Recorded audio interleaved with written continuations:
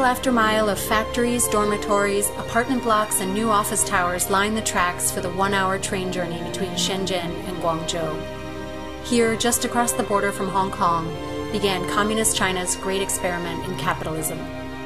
Now, 30 years into this transformation, the map of world trade has been redrawn, and in global manufacturing, the benchmark price, the lowest you can pay to get something made, has become known as the China price.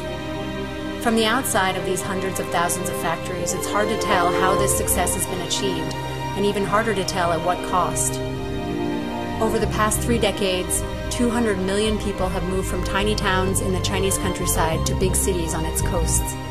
40 million of them ended up along this strip in southern China. They live 12 to a room in dormitories and work in factories for 11, 12, 16 hours a day, 7 days a week.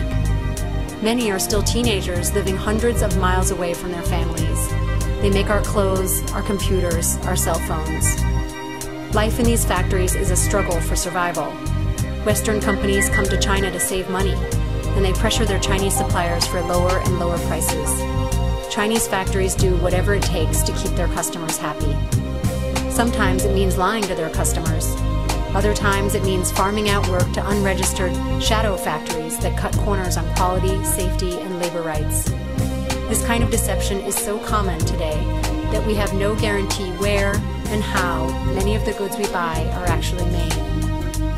The pursuit of ever lower prices also has a human cost.